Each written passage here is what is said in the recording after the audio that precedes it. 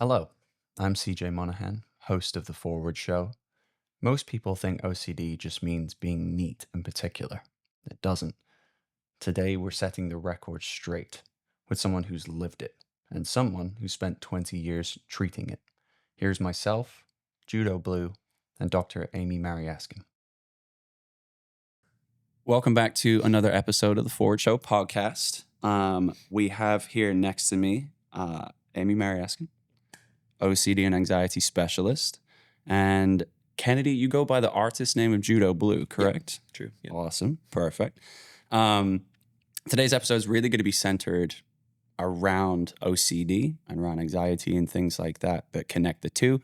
And we're going to jump straight into some introductions. Amy, if you want to introduce yourself, tell the lovely people at home who you are, where you came from, and what brought you here today. Yeah, I'm Dr. Amy Mariaskin. I'm a licensed clinical psychologist and the owner and director of the Nashville OCD and Anxiety Treatment Center. We have 2 locations. It's a clinic here in Middle Tennessee. We serve people ages 5 and up affected by OCD, anxiety, and related disorders. And I would characterize myself as a reluctant business owner. I got into clinical psychology because I'm a therapist. I'm curious about people. I'm curious about science. I think there's an art to therapy, a real creativity that draws me to it. And the business world is less stimulating. But I've kind of grown into this role in part because there's just like a real need for it in the community. I was like when I was in private practice, my wait list was full and people would just be waiting an inordinate amount of time to get services that they really needed. So I've expanded out. I have this clinic now. I'm also on faculty at the Behavior Treatment Training Institute with the International OCD Foundation and adjunct faculty at Vanderbilt. Wow. So when do you find time to sleep? I'm getting better. Yeah. I'm getting better at it. I think work was my everything for a long time, and that kind of caught up to me a few years ago. And now work is like still a significant part of things because it's still like very in line with my values. But I find time to sleep. I do. My body will not. My 46-year-old body will not allow me not to find time to sleep anymore. It's like, nope, we're done. Mm-hmm. So time to unplug. Yeah. That's awesome. Well, thank you for introducing yourself. Yeah, of course. Sick. Yeah, I'll try to follow that up. Yeah. You got this. My name's Kennedy. I'm a songwriter and artist, originally from Kansas City, Missouri. Moved to Nashville about 2 years ago now, just a little over. And yeah, like you said, I have an artist project or a band called Judo Blue. And yeah, I think that's kind of Where did the name come from, if you don't mind me asking? It's really dumb. Yeah, they usually are, but those are the best stories. Yeah, totally. I thought it would be cool to have. I love Napoleon Dynamite as a movie. You know, classic. And I think Rex's Taekwondo is like the funniest thing in the world.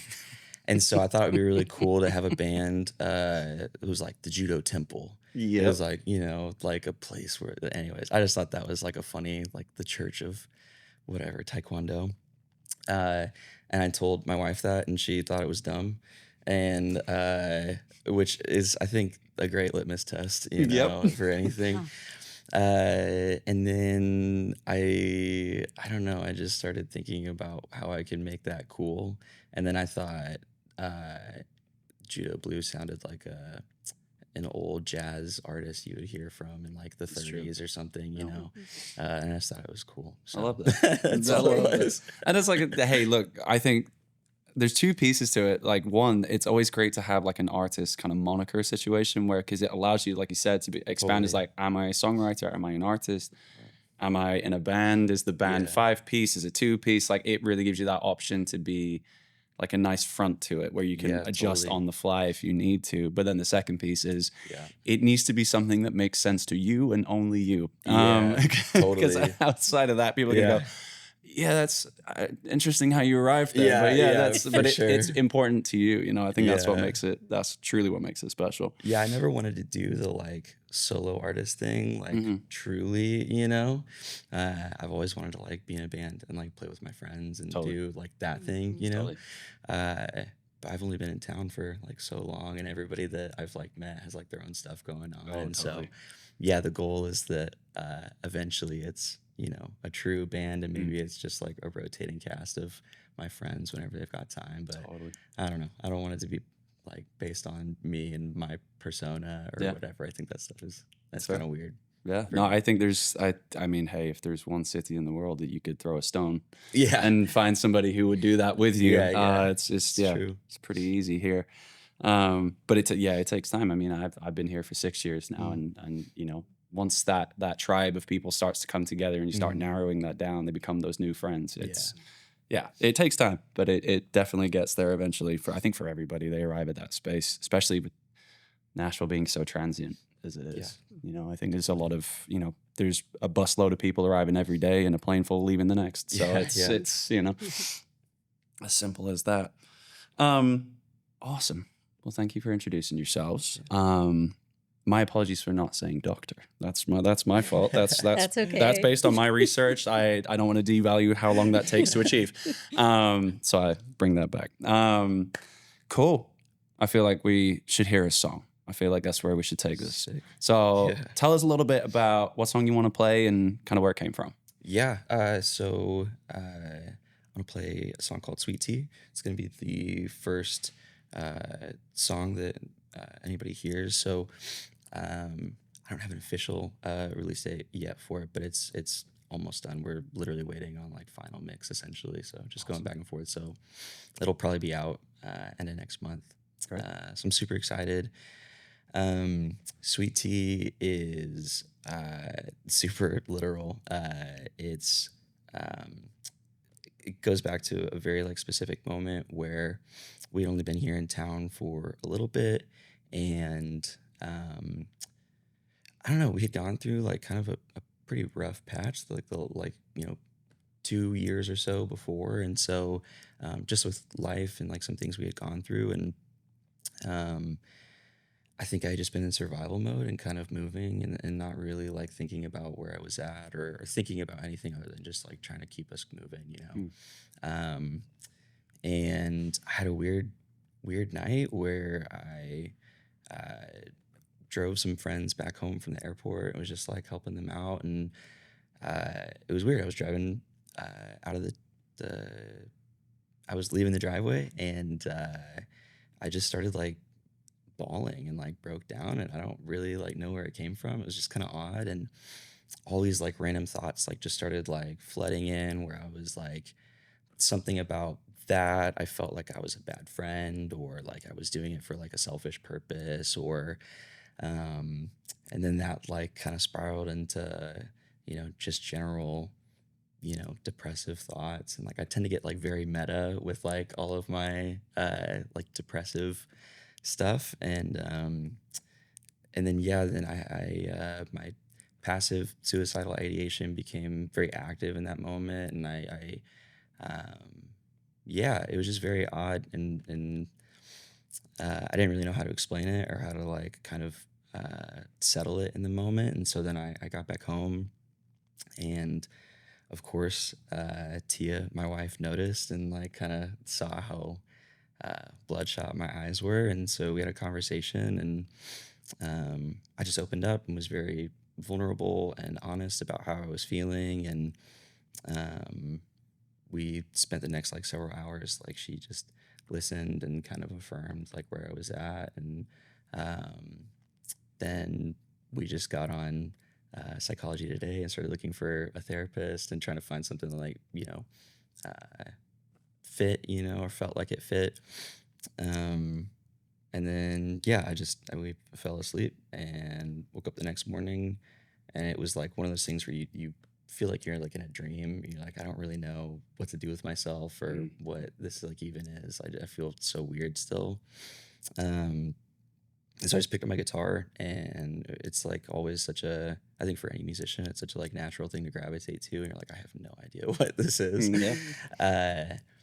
And so I started playing, and then I just started being stupid and saying what I was like seeing, you know, and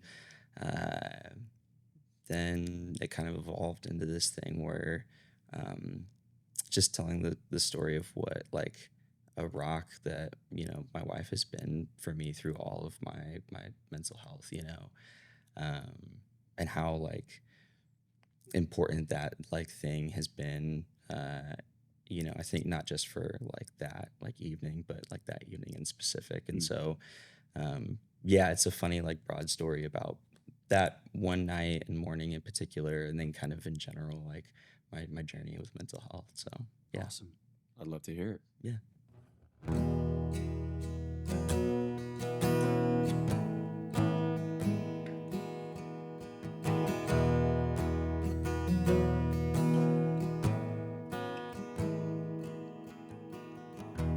Pastries, laundry, coffee, don't need over, sleeping, laying my bed.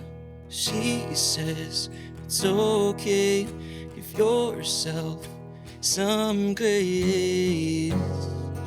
Am living out my deepest fears, that I'm waking up, drinking on my best years.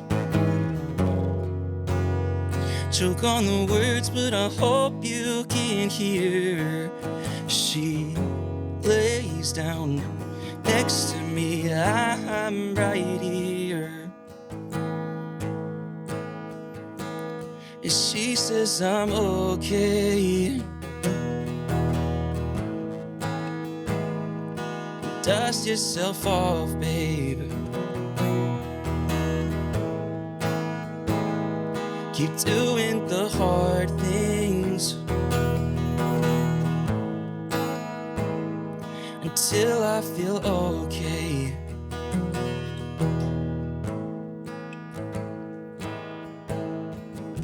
Hardly sober, wishing I was older. I get away. Does it feel safe? Talk about memories and beg you, fix me. Am I living out my deepest fears, that I'm waking up, drinking on my best years?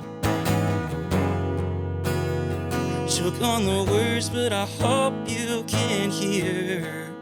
She lays down next to me, I'm right here. And she says I'm okay. And dust yourself off, babe. Doing the hard things until I feel okay.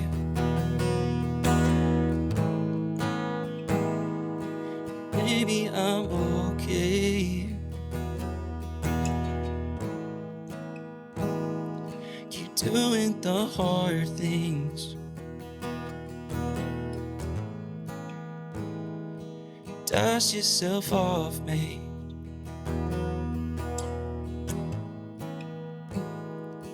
Maybe I'm okay.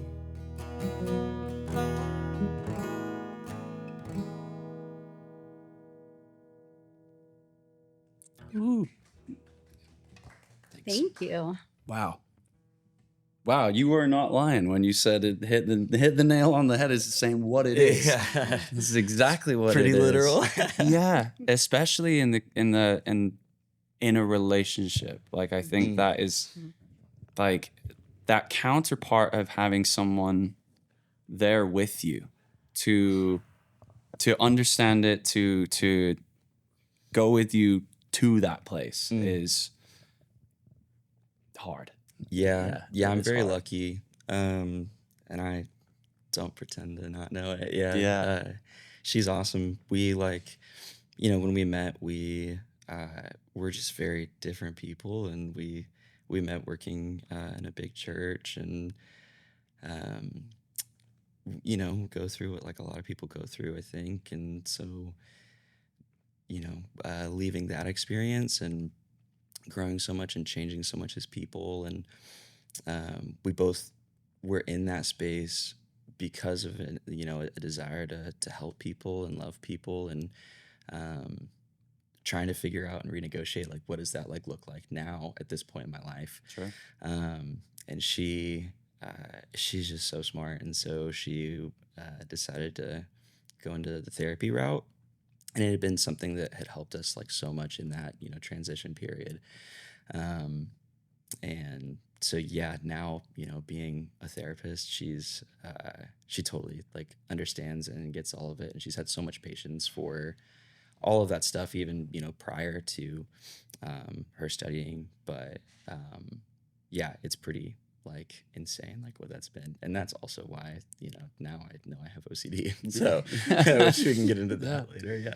Yeah, for sure. So you guys knew each other through that. Is that's how we have a tie in this Yes. room? Yeah. Amazing. So tell me more about this. How did that all come to be? Yeah, well, I can address that. So at our clinic, so yeah, your wife was a student about to graduate in like 10 minutes. I feel like it's It happening. feels like it's we right can't on the wait. wire. It also We can't feels wait. like 10 years. Yeah. I know, on your side. And I'm like, Yeah. here she comes. So, and she will continue with her clinic, and we are so happy for that. But yeah, we have student trainees. And so she was, I think we met at like, was it the bowling holiday party? Yeah. And she and I have had these conversations. I've worked with a lot of musicians being here in Nashville, and we've just kind of talked about how like, you know, anxiety, perfectionism, OCD, how all of this can happen in creatives and so forth. And then I don't know how, oh, I know. You had mentioned the name of the artist, and I looked you up, and I was like, wait a second. And it was like that. I've seen that face The before. meme with all the like calculus going on. I was Yeah, like, wait a second. exactly. And I figured it out. And then when Tia and I saw each other in the hall, we were like, did you know, it's so weird. And this is like the Nashville experience, because Yeah. we're all sort of, you know, 6 degrees of whatever. It's Yeah, the biggest small exactly. town in the world. Yeah. It's true. Yeah.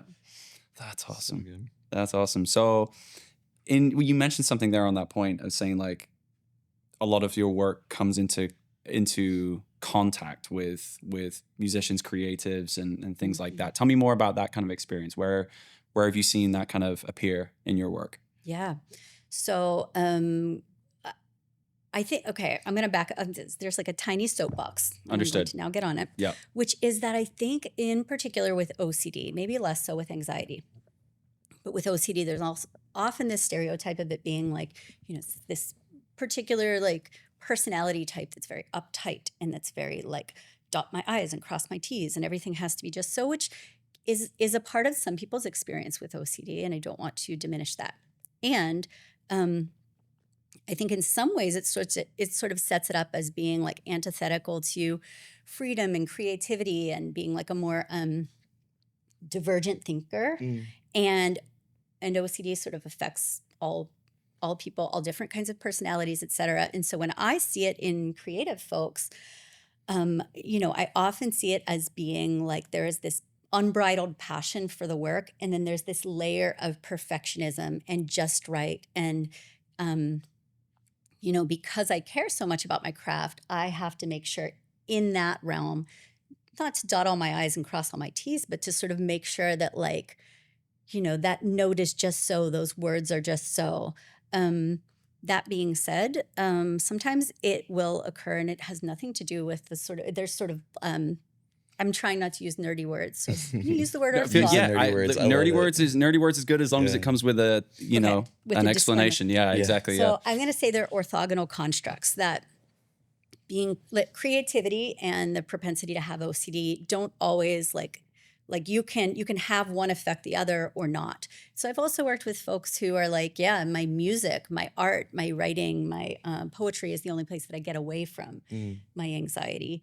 So you can sort of see it applied to the craft itself, or you can see it as being just something totally different, or both, often both. Yeah. And I think that a lot of times people go undiagnosed with OCD because they have this stereotype in mind of like, they're not thinking about these unwanted intrusive thoughts or these like thought loops, the kind of mental compulsion side of it. They're just thinking about like checking and rechecking and perfectionism. Sure. Yeah. For sure. I think there's kind of that, like you said, a lot of that built into the down the line understanding of where the diagnosis is, where it sits, and obviously your arrival point, because that's really what you mentioned. That song is that arrival point. Like I was saying, like something here is overwhelming my brain to a point of like something has to change. And I think that the creativity standpoint, like my question to you would be, and this is coming from a complete outside perspective, of a different mental health journey. I went through my bipolar journey and learning about that and where I'm at in, my space. So it's outside of that, I'm outside looking in, like where do you feel like that impacted the creativity now that you've kind of found your footsteps in that space? Yeah, I think it's something that I'm still learning quite a bit. Like I think, I think what I've learned about it thus far, and my particular flavor, I guess, is I tend to be more in the like Pure O like category, and so I do a lot of like mental checking, and I do a lot of reassurance seeking, and very much in that like perfectionism like space. And then I get like frozen and like overwhelmed by all of that stuff. Like it all like compounds and loops and loops and loops. And so I think like even just me, finally taking the steps with, this project with Judo, like it's taken a lot of overcoming that stuff, overcoming the, the freeze, and being frustrated with things not sounding, how I want them to, or maybe like not being able to word something in a way that sounds like an artist that I really like, or being daunted by, social media and having to be like a content creator as well or something. So it's like all the facets of it, that I think like, I just get in these loops of like checking and perfectionism. And so I think the biggest thing that's helped me thus far has basically just been like daring myself and like getting into it before I can like really like think too much about it. Because it's like you can very easily get in this space of, well, I need to have like everything kind of set up, and I don't want to like push it too far until I'm like ready for this, that, or the other thing. And I think that I just never would have like done anything with it if I like let it sit there, So yeah. Do you find that kind of showing up for like other folks? Is this just like, hey, this is an isolated case? He's like, I'm the only one that does it this way. Or No no way. Yeah. No. Yeah. It's very, very common. And I think what you said about like daring yourself to do things, I tell folks with OCD, and in particular, like, the kind of flavor that you said, the puro or purely obsessional, just meaning that there aren't as many overt physical compulsions, is like, if you wait until you feel ready, you will never act. Yeah. Right. Yeah.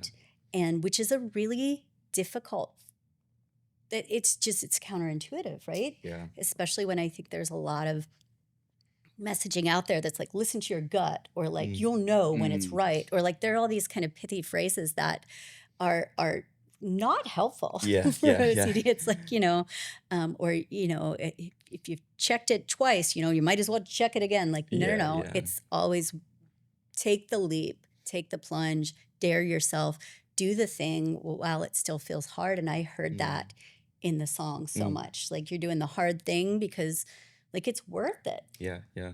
And once you identify like what your values are and what your why is, your sort of North Star of your compass, where you're going, then I think that can help galvanize people toward like, okay, I'm doing the hard thing because it's in service of like what's important to me. And, the relational aspect, again, in your song as well, is something I think about a lot, because I think like OCD and anxiety, sure, they're like individual disorders, but they sort of enlist like everyone in them, or they can.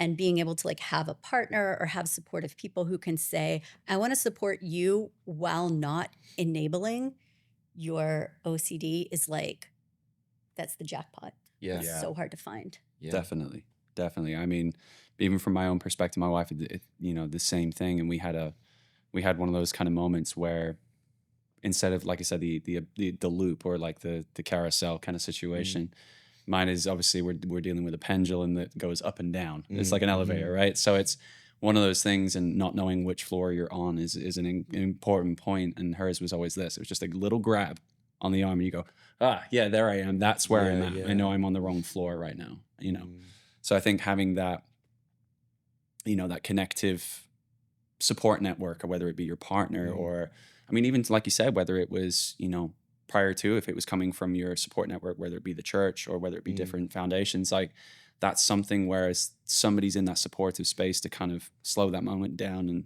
kind of turn the eyes on it and say, okay, here we are. I think is massive. But another point I wanted to make that kind of touched briefly on that, which is something where I start to visualize, like I say, from the outside looking in into a world that I don't understand, hence why I wanted to do this, is there's that kind of tipping point where everybody feels the big A word of anxiety. Like everybody's like post-COVID, I think that word is about everywhere now, to a point where it wasn't maybe as much prior to. And I think that's something that I think everybody can acknowledge and align now, understanding where the uncertainty stands, and where that it's like, well, what's going on? Like, if you don't feel that in your body, like we need to have a conversation as to where that should feel. Is that something, Amy, that you've kind of uncovered seems to be interconnected, or is it something that one spurs the other, or do you think one comes first?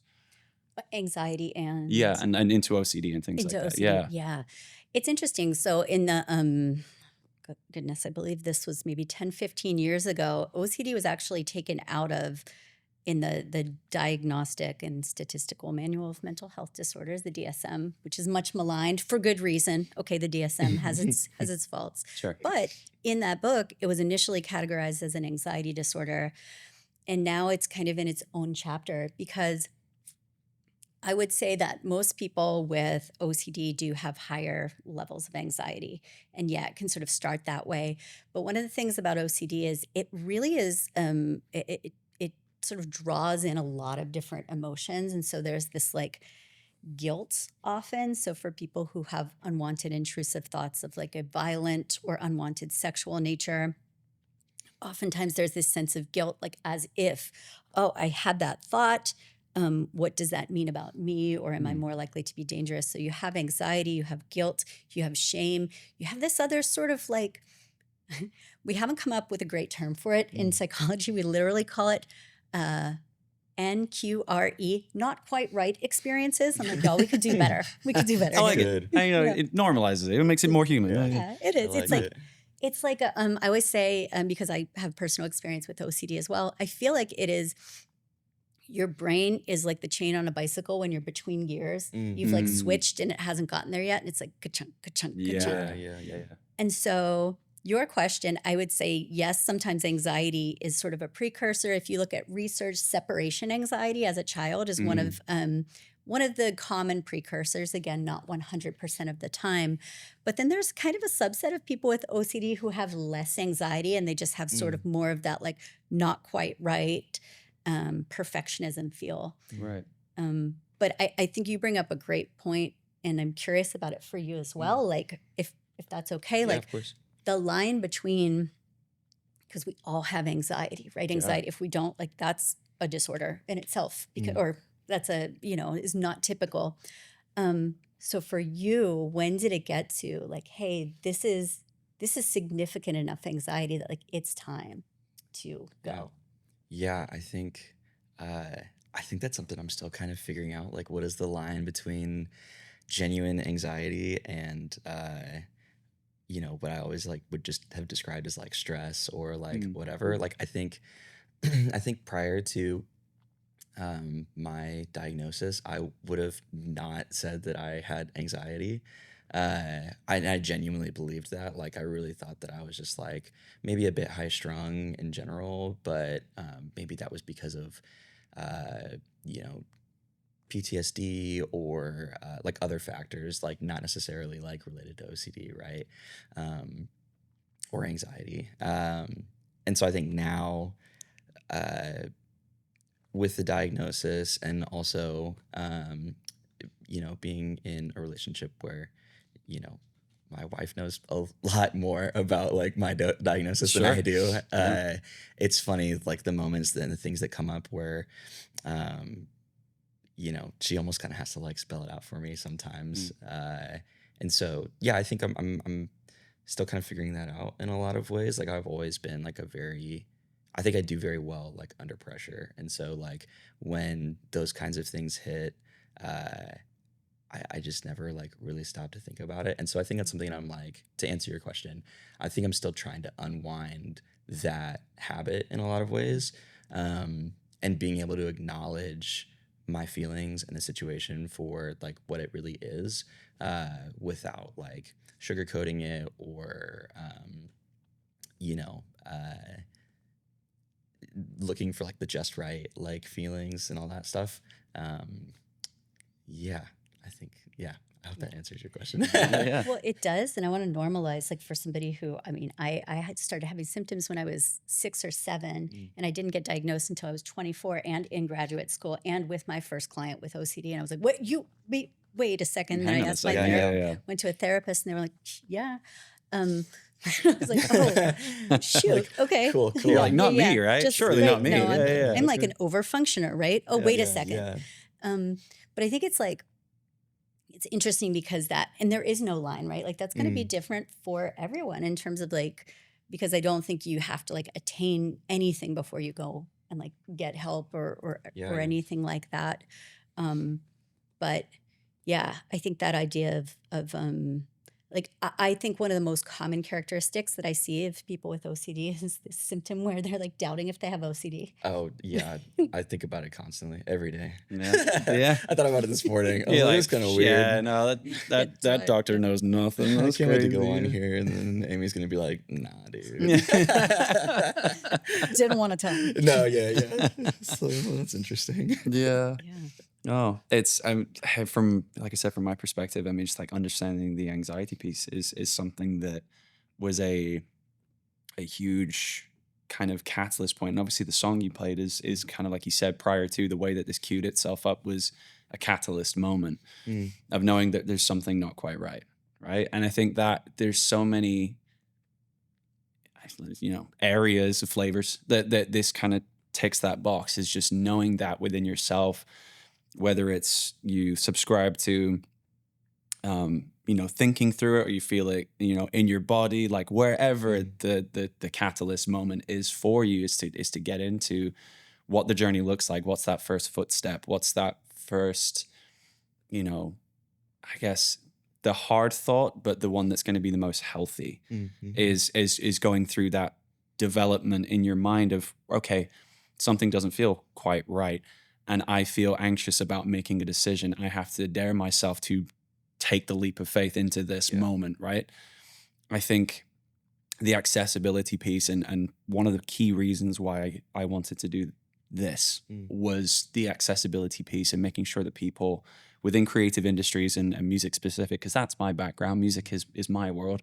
So it's the only vehicle I have that I know in and out, is the accessibility piece for people to start that journey. If people saw your story, is just like, I've done that before. I broke down behind a steering wheel before. Like, yeah, I think a lot of us have, but that next thought is the one that takes you down that healthy kind of pathway.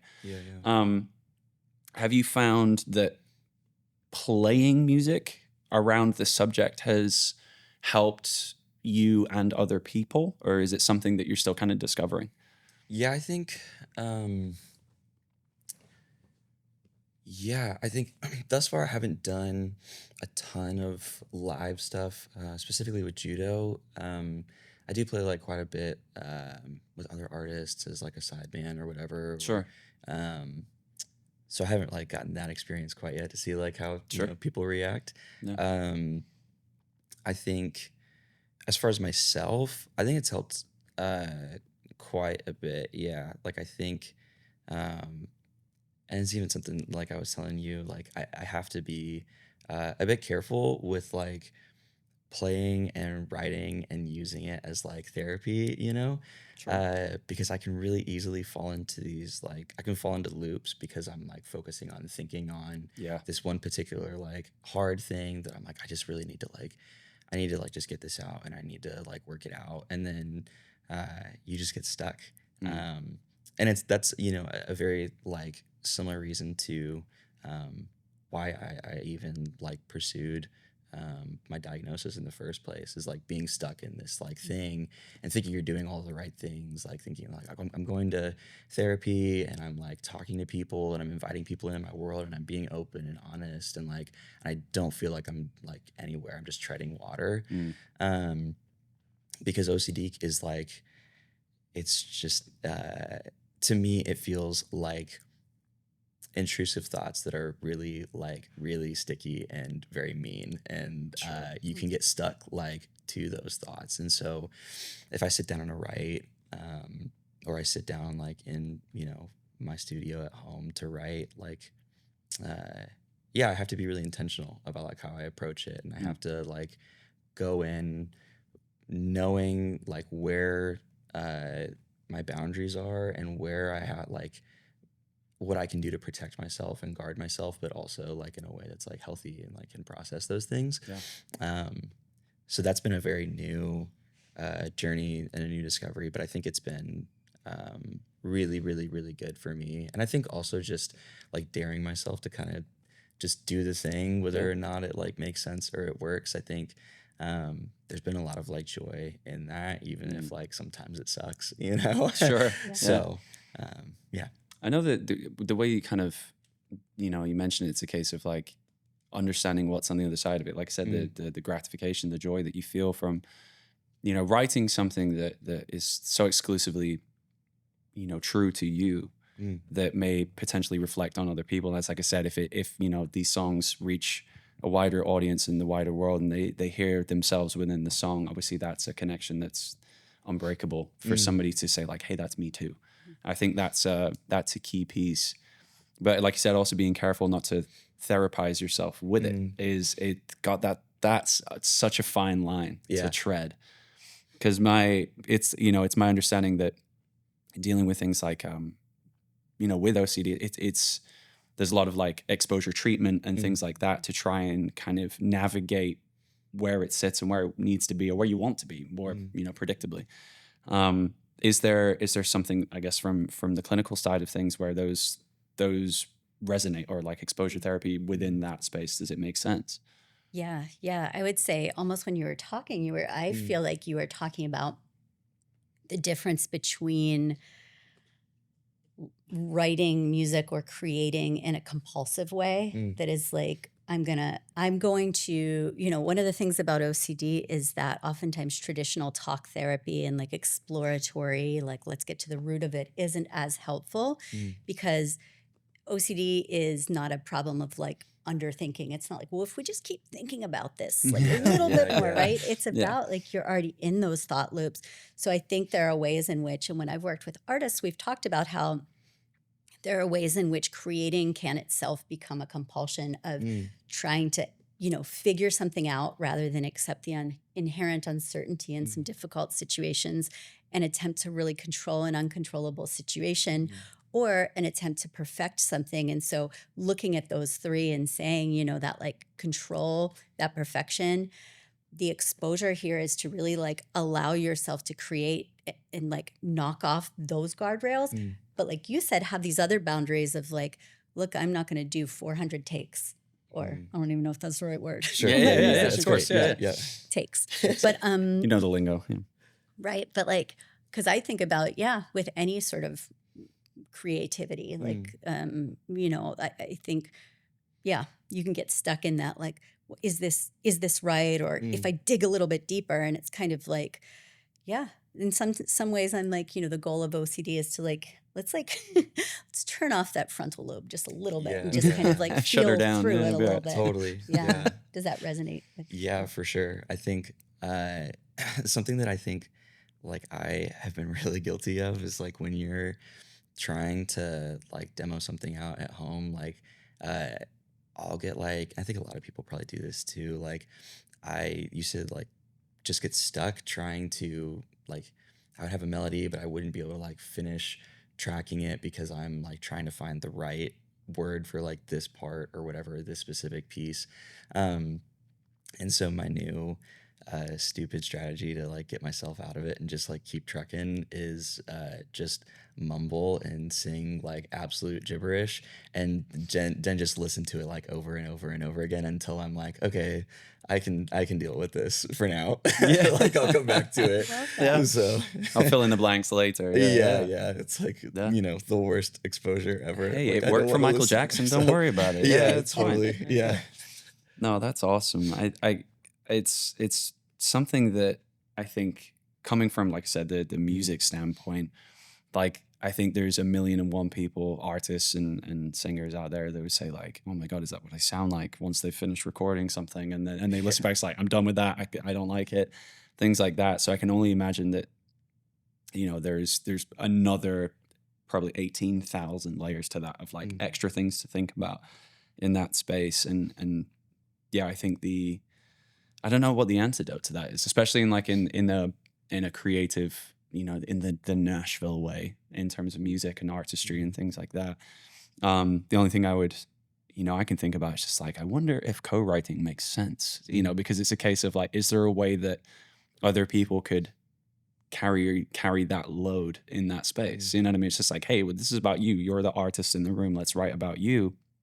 What's the story you want to tell? And how do you want to tell it? And then we are out here saying, no, we're going to put this word here, whether you like it or not. We're going to do this. And trust me, when you get to the end of this, you're going to thank us for it. Yeah.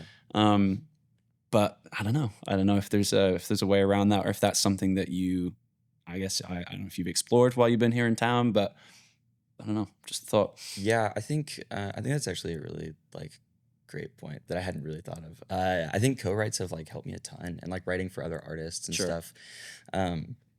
There's definitely like a few people I've written with or written for where you're in the room, and I think a lot of people like you get in the room and you're like, I'm not really like in love with whatever the style or the song that we're writing. But like I really like enjoy like this relationship or like this person, and Totally. so like I'm super down to like just do it. Yeah.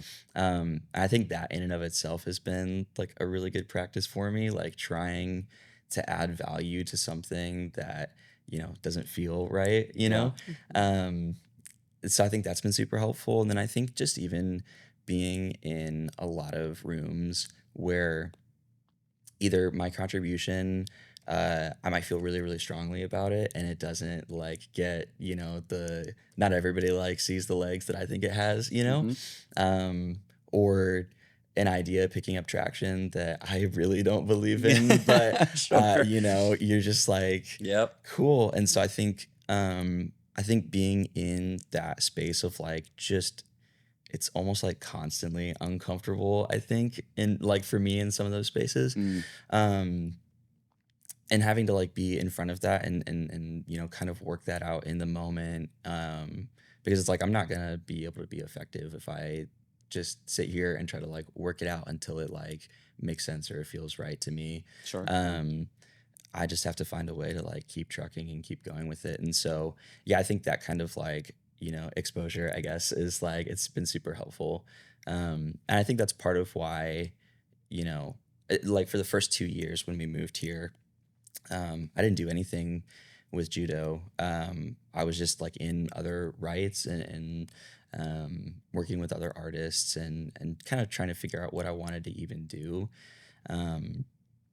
And so I think I took a lot of those experiences and a lot of like those lessons and songs that like maybe I didn't love, and kind of like found my voice as an artist and found like what am I cool with, not being perfect, when I'm like sitting down and working.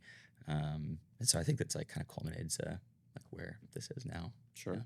Yeah. A more acute understanding of how, I guess, like you said, providing value to a room. What is your superpower? What's the thing that you do in the room that provides that for somebody else, whether it be in a, like I said, those rooms where you're like, I don't love this, but I like these people. It's just like, it's like, I call them gym buddies. That's like going to the gym no, that's good. with people, because it's like, all right, we're getting a workout in today, but this is not the big race. This is not it. Right. This is not the championship. You know what I mean? So nobody's ever going to hear this. And exactly. Yeah, this is going to live on somebody's voice memos for eternity. Yeah, absolutely. Totally. But no, it's interesting to know what works, for you, and kind of where you want your contribution to be, like what for your artistry or for other people, like what like you said, what value do you add to that room. There is a point I do want to circle back to that I glossed over a moment, was from your standpoint, saying the OCD Anxiety Center provide early access for younger folks. Can you tell me more about that? Because I think there's something that, of some of the episodes that we've been doing, there's not enough of a focus in on something about early access for younger children. Because I've sat on a conference, Mental Health America, that talked about what legislation they're trying to introduce to government agency, where the funds are already allocated for mental health across the spectrum, like across everything. But reducing the amount increasing the amount of the already allocated funds into, younger access for younger folks. And it was great, but it's just been sat on the docket for however long, and they're not making that allocation change and things like that. And as we know, mental health is some of these things that if you can access from a younger age might give you a better standing to have a healthier relationship with that diagnosis the older you get. Because like you said, you in your mid-20s, I just turned 30 before I went down that pathway. I don't know if it's the same for you, but so earlier this year. Yeah, exactly. So can you tell me more about that? Because I think that's something that I think a lot of people need to hear, especially for parents, for younger children. Yeah, I think that so while it's rare for OCD symptoms to appear prior to like age 5, when you're looking at toddlers, there's a lot of like, I'm going to line up all my toys in a row and I'm going to do things just so. And that's the kind of normative in development for kids to be able to attain mastery over their environments, feel a sense of like control, predictability. That being said, 5, 6-year-olds, there's kind of a little bit of there's childhood onset, which would be like pre-pubertal. And there's a little bit of a peak, usually around like age 8 to 10. But again, it can be as young as like 5, 6, 7. And then there's another one around puberty, because there is for almost every mental health concern. There's just a lot going on physiologically, socially, everything. And then there are people who have adult onset OCD as well. So about 50% of people will have a childhood onset of OCD, so before age 18. Now, many of those people will not get diagnosed for years and years. In fact, the research has demonstrated over and over again that we're looking at like 10 or 15 years elapsing between onset of symptoms and proper diagnosis. So to that end, those of us at the clinic who work with kiddos, we are, pretty passionate about, like, again, you don't have to wait until it's like, oh, my child is washing their hands until they're raw, or they can't go to school, or things like that. We do a lot of evaluations, things like that.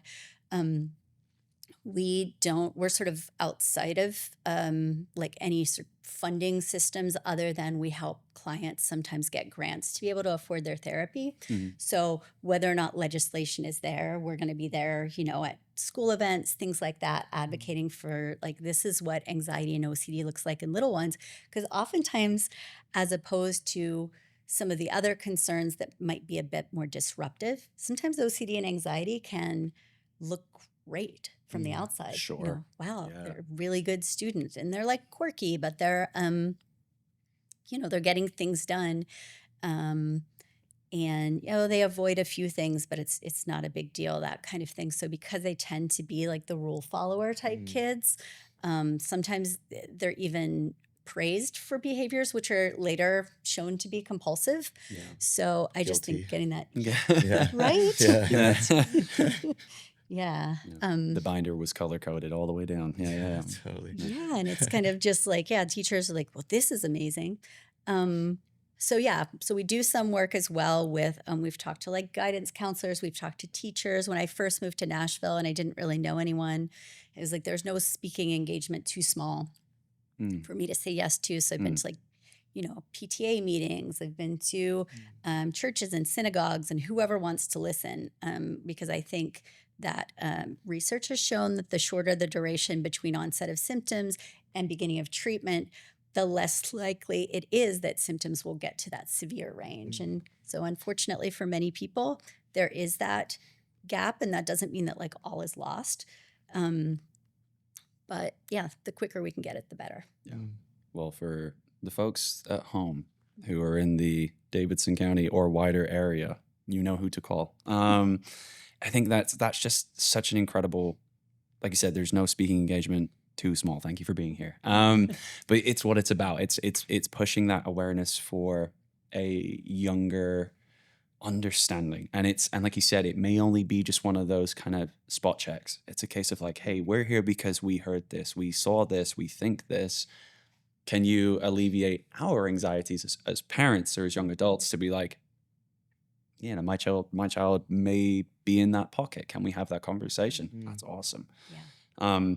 The access point, like I said, on the conference of Mental Health America it was incredible. Like, it's a case of like, this is it's wanted, it's needed, whether it be public, private sector, regardless. And these are things that I'm learning as I've gone across into this space and learning more and more. The funding was there. The allocation of governmental resource is there. They just don't want to reallocate what's already existing to allow for earlier access for younger children. It's essentially for 17 and up. Which you're saying, like at that point, you could already be very well underway of being praised for something, having something not maybe weaponized. It's a case of like you at that point you're entering the workforce. You're entering a situation where you could have not just teachers but employers saying like, I see this in them. Let me push them to their absolute limit of what they're showing they're capable of, and having those negative effects. And like you said, you end up with I've worked in jobs where I've come home burnt out from my side of things, which was my hypomania was weaponized. Because if I'm running a million miles an hour and I'm thinking faster than every other person in the room able to accomplish X, Y, and Z 30 times faster, well, of course they're going to want that. Of course they're going to need that skill to handle management and stress loads up to like a severe level. But then all of a sudden I go home and I'm straight off the deep end again. So it's kind of one of those tricky subjects of, how do we increase availability for younger folks? So I really appreciate you doing that work and extending that within your network. Yeah. Which is huge.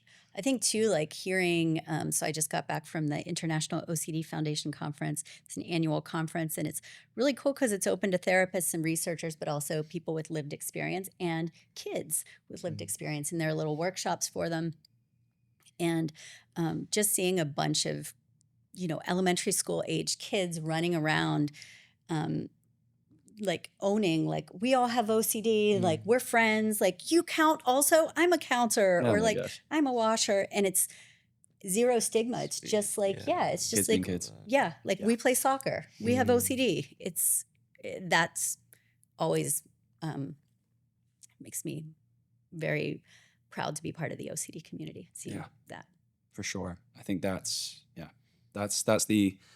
the incredible work that when you see it, you go to a place where you physically see it happening in action, you just kind of like, it's hard not to get emotional because you've arrived at your journey wherever down the line.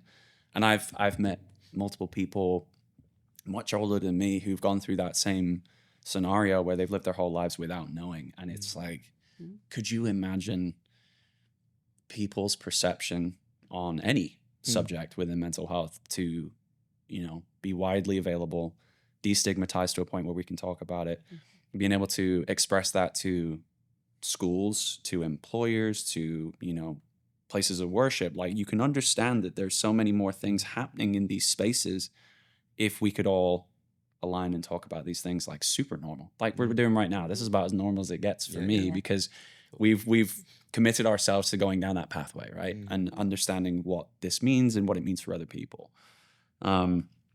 Resources for this are critically important. So again, hence why we're doing this. And I appreciate both of you for being here. You had mentioned maybe we have another song that's available. If you want to take us home with another song and tell us something else. We can give it a go. Yeah.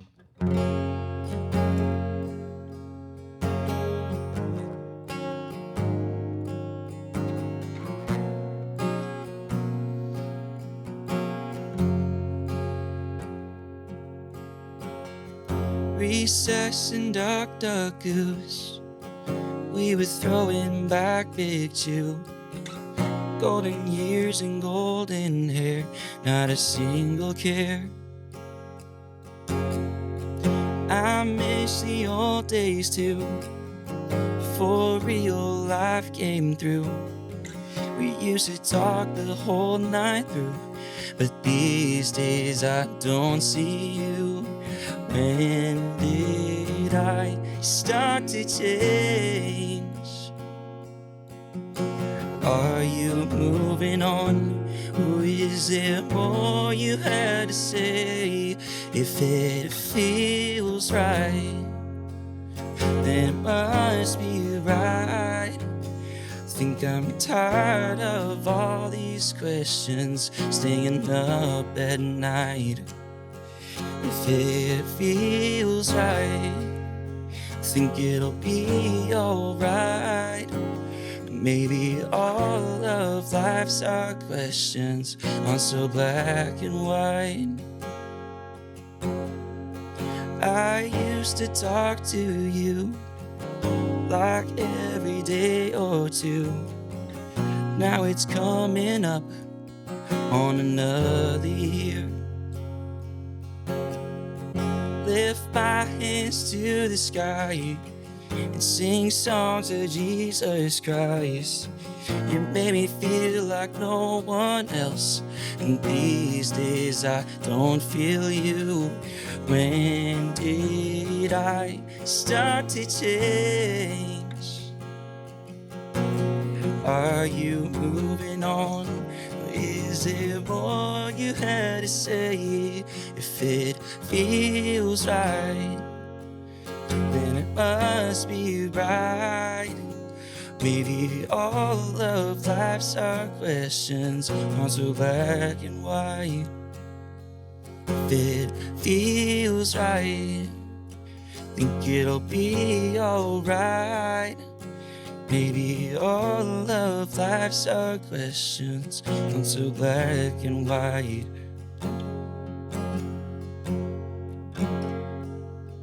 Thank you.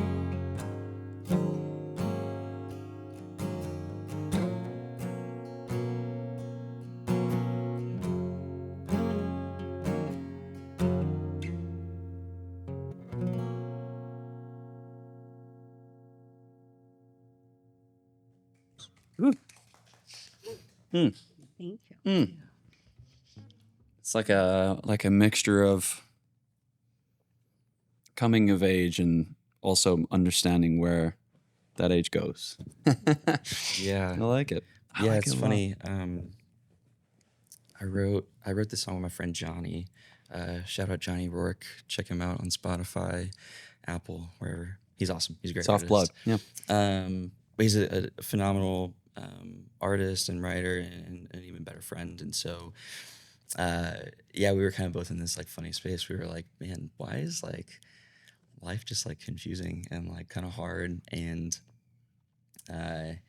you know, we're both like getting older and starting to kind of grapple with like, man, this is weird. I feel like everybody I know that has like kind of found some success or like made it, you know, in music or just in any art, did it way earlier. And like for some reason, we just like kind of haven't even been able to figure our lives out enough to kind of do that thing.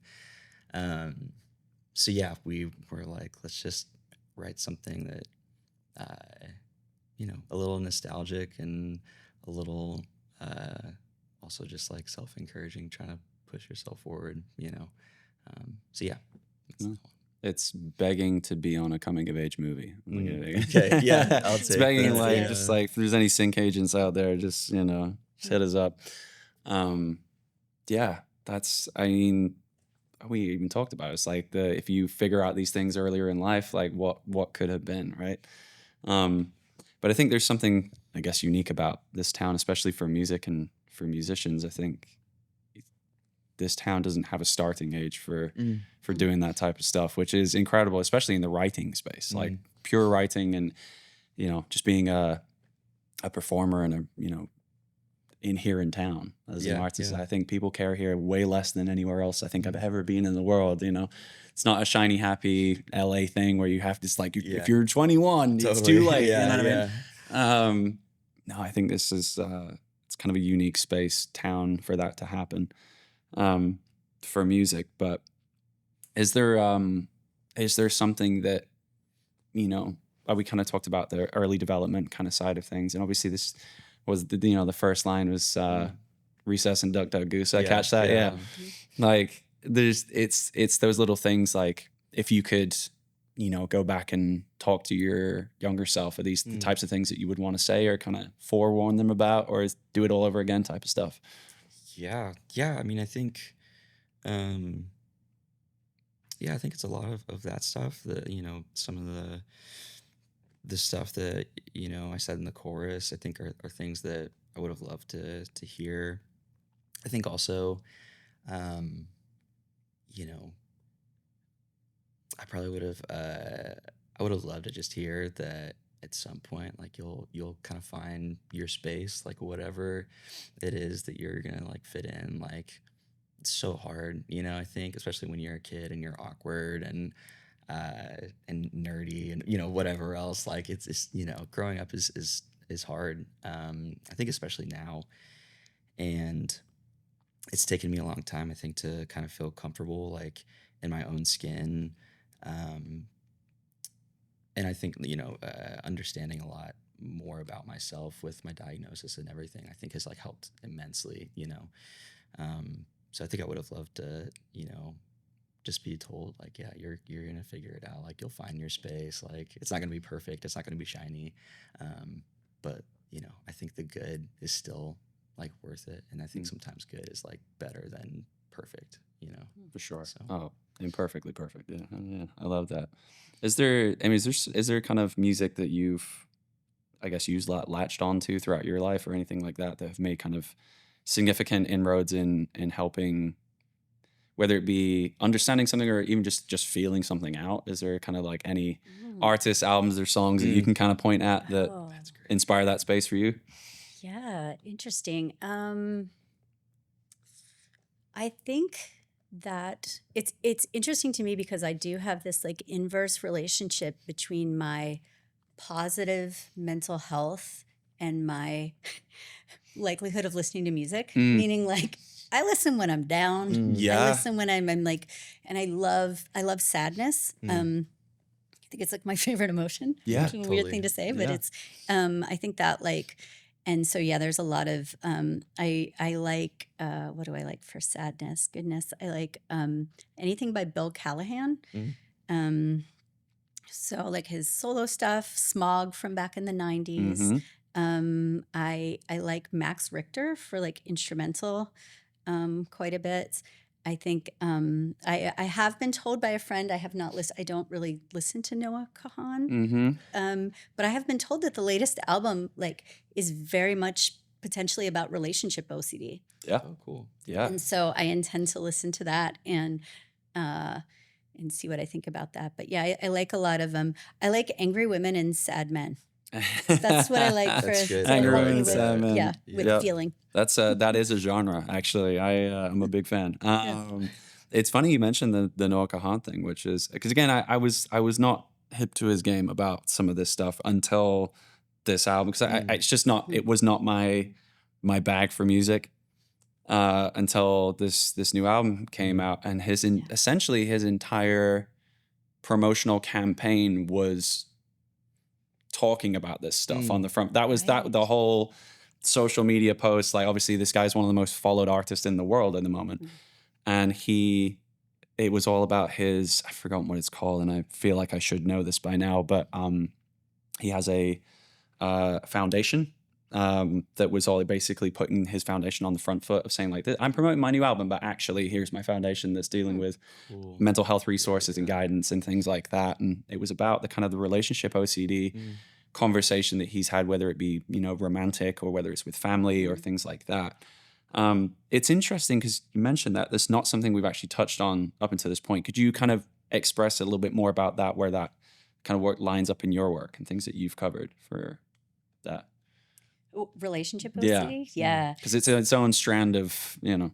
Yeah. So this is one of my particular areas of interest. I've written a book called Thriving in Relationships When You Have OCD, which is not only about relationship OCD, but it has a lot in there about that. I see OCD as like an inherently relational concern because it tends to pull people in. But when it comes to relationship OCD, it's interesting. There are a lot of things that look like relationship OCD. So you can have like, you know, attachment wounds, and you can have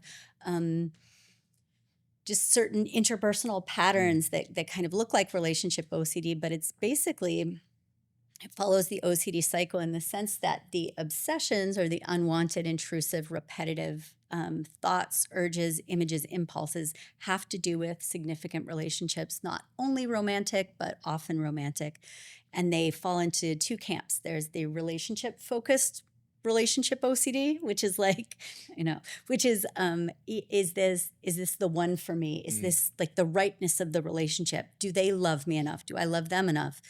And then there's partner-focused relationship OCD, which is more about scrutinizing your partner. Like, can I really be with somebody who makes these kinds of spelling errors, or who has that one, you know, tick with their eyebrows or what have you? And so those are like the two subtypes. And those are the obsessions. And then the compulsions are things like reassurance seeking, looking at social media to compare, things like avoiding social media or avoiding anything that depicts relationships. So it really runs the gamut, but they're repetitive behaviors to provide some kind of relief for the anxiety about the relationship. And it's so hard to, I know there's probably many people out there who are like, well, I have worries about my relationship. Do I have ROCD? There is a great resource out there. It's just, I think it's literally just rocd.net, where you can kind of look, and there are some quizzes and things like that. But yeah, and I do a lot of work with couples as well impacted by ROCD, because I think it's a tough one. It really, For gets sure. in there. Yeah, for sure. And like you said, if it's especially prevalent in romantic relationship, if you're living with that partner, it's close proximity a lot of the time, right? So where it kind of rears its head and things like that. And there is a great resource that you just mentioned, a book you wrote, which is available everywhere, yes? Yes. Yes, it available is. everywhere. There's an audiobook version too. Hey, there you go. For people like me who hate to sit and read and on Libby. love It's to great. sit and listen. Yeah. Yes. A big listener, hence the hat.